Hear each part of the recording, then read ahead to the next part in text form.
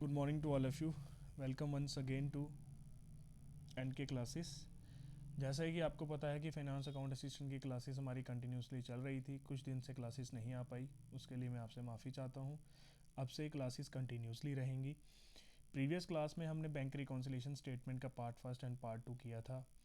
कोशिश करूँगा कि उसके MCQs लेके आऊँ बैंक रिकॉन्सिलेशन स्टेटमेंट के, क्योंकि जो MCQs होते हैं वही आपको परफेक्ट नॉलेज देते हैं सब्जेक्ट कंसर्न की। और आपको एग्ज़ाम में तो MCQ ही आने हैं, आपको सबको पता है। तो मैं कोशिश करूँगा कि MCQ से ही आपको अब बैंक रिकॉन्सिलेशन स्टेटमेंट जो बची हुई है वो मैं आपको कंप्लीट करा पाऊँ। जिसने अभी तक चैनल सब्सक्राइब नहीं किया वो कर लो, क्योंकि बहुत सारे ऐसे एस्पायरेंट्स हैं जो मेरी पहली वीडियो देखते हैं कि how to qualify finance account assistant और कोई भी अकाउंट असिस्टेंट का एग्ज़ाम होगा, तो वो मुझे क्वेरीज करते हैं कि सर इसकी वीडियोस कहाँ से मिलेंगी। तो मैंने प्लेलिस्ट बना दी है, आपको सबको पता है। जिसको नहीं पता है वो भी देख लीजिए, प्लेलिस्ट बन चुकी हैं इकोनॉमिक्स की भी और अकाउंटेंसी की भी। आज का हमारा लेक्चर नंबर 24 रहने वाला है, जो रहेगा cash based single entry system of accounting. देखो हमारे पास डबल एंट्री सिस्टम चल रहा है, आपको सबको पता है। लिको पैकोलिया ने हमें डबल एंट्री सिस्टम दिया था। डबल एंट्री सिस्टम में क्या होता है कि हर एक ट्रांजैक्शन के टू एस्पेक्ट्स होते हैं, आपको सबको पता है। One is debit and other one is credit. हर एक ट्रांजैक्शन के दो एस्पेक्ट्स होते हैं, एक होता है डेबिट और एक होता है क्रेडिट। इस एस्पेक्ट से ही ट्रांजैक्शन रिकॉर्ड होती है in the books of accounts. पर आज हम एक ऐसा सिस्टम पढ़ने वाले हैं जिसमें होता है single entry system of accounting.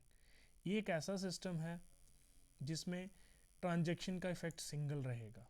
ठीक है, अभी सिंगल क्या होता है, कैसे रहेगा, ये आपको धीरे धीरे समझ आएगा, क्योंकि जैसे जैसे हम आगे बढ़ते जाएंगे वैसे आपकी नॉलेज को शार्प करते जाएंगे कि आपको कोई दिक्कत नहीं हो। बेसिकली जो हमारा सिस्टम ऑफ बुक कीपिंग होता है, जिसमें हम सिर्फ रिकॉर्ड करते हैं कैश एंड पर्सनल अकाउंट्स।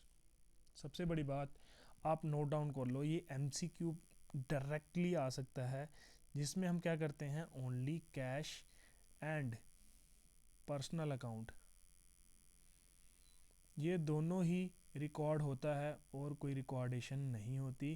तो जो सिंगल एंट्री सिस्टम है उसमें cash and personal account he record किया जाता है, इसके अलावा कोई भी एस्पेक्ट होगा वो रिकॉर्ड नहीं किया जाएगा।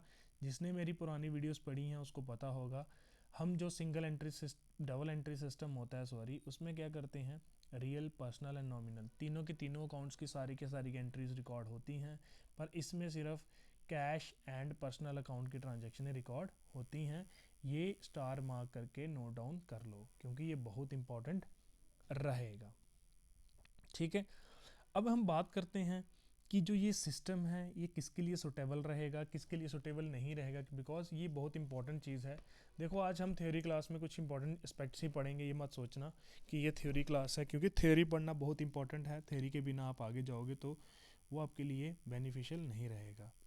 हम बात करते हैं सुटेबिलिटी। अब बताओगे कि सर ये सुटेबल किसके लिए है। जो ये मेथड है ये सुटेबल है हमारा सोल ट्रेडर के लिए, सोल ट्रेडर के लिए, पार्टनरशिप फर्म के लिए एंड लिमिटेड कंपनीज के लिए।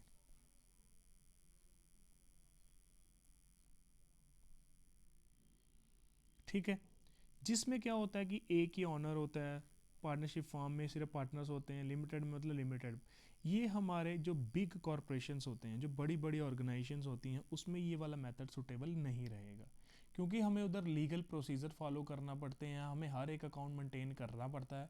क्योंकि अगर हम हर एक अकाउंट मेंटेन नहीं करेंगे तो हमें परफेक्ट नॉलेज ऑफ अकाउंट्स नहीं हो सकती। ये आप अपने दिमाग में बिठा लीजिए। ठीक है, आई थिंक आपको सुटेबिलिटी का पता चल गया होगा।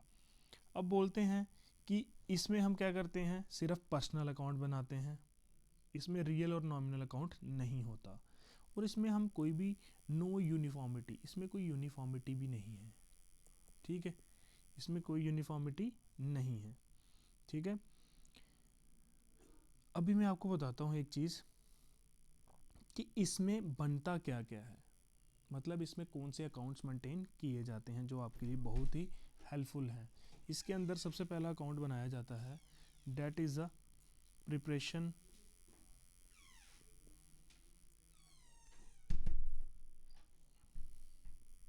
स्टेटमेंट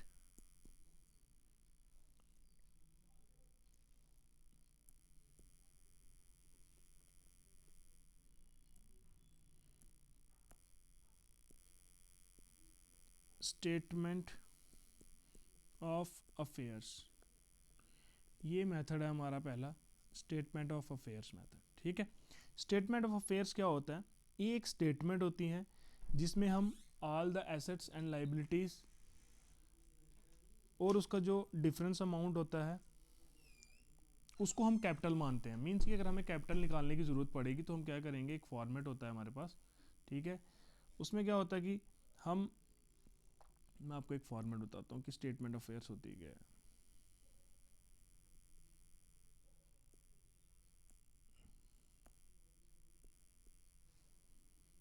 कैपिटल एट एंड,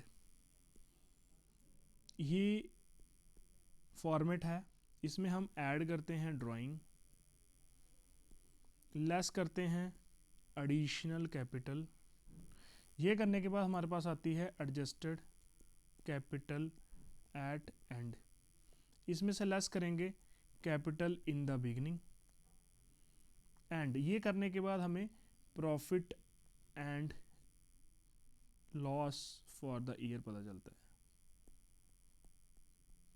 आपको पता होगा कि जो हम प्रॉफिट एंड लॉस अकाउंट बनाते हैं उसका मेथड अलग है। उसमें क्या करते हैं, हम सारे के सारे एक्सपेंसेस लेते हैं और सारे के सारे इनकम्स लेते हैं, उन दोनों को कंपैरिजन करते हैं तो हमें पता चल जाता है कि हमारे पास कितना प्रॉफिट है और कितना लॉस है। बट आपको इधर मैंने एक चीज़ बता दी कि इसमें हम तो नॉमिनल अकाउंट बनाते ही नहीं है, वो मेंटेन नहीं करते हैं। तो अगर हम नॉमिनल अकाउंट मेंटेन नहीं करेंगे तो how we know about the profit of the business?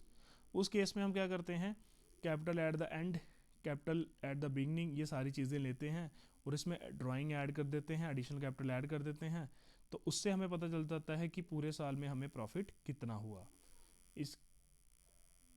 इसके लिए बनाई जाती है स्टेटमेंट ऑफ अफेयर्स। ठीक है, स्टेटमेंट ऑफ अफेयर, क्योंकि एग्जाम में जब कभी कभार क्वेश्चन आएगा ना तो वो स्टेटमेंट ऑफ अफेयर से क्वेश्चन आएगा।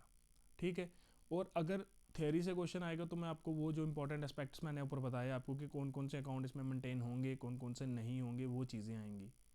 ठीक है, अब मैं नेक्स्ट वीडियो में आपको क्या करूँगा, बैंक रिकॉन्सिलेशन स्टेटमेंट के एमसीक्यूज कराऊंगा और साथ में ही आपको स्टेटमेंट ऑफ अफेयर्स के कुछ क्वेश्चन करवा दूंगा जो एग्ज़ाम के लिए बहुत इंपॉर्टेंट है। मींस की कैश बेसिस ऑफ अकाउंटिंग के लिए बहुत इंपॉर्टेंट है। ये एक शॉर्ट वीडियो है क्योंकि जहाँ जिस टॉपिक को शॉर्टली पढ़ाना है वो मैं शॉर्ट ही पढ़ाऊँगा, उसको लेंदी नहीं करूँगा, क्योंकि लेंदी करने से आपका टाइम वेस्ट होता है। तो टाइम वेस्ट हमें नहीं करना है, हमें कोशिश करनी है कि हमें वो चीज़ें ज़्यादा पढ़नी हैं जहाँ से हमें रिज़ल्ट बड़ा मिले।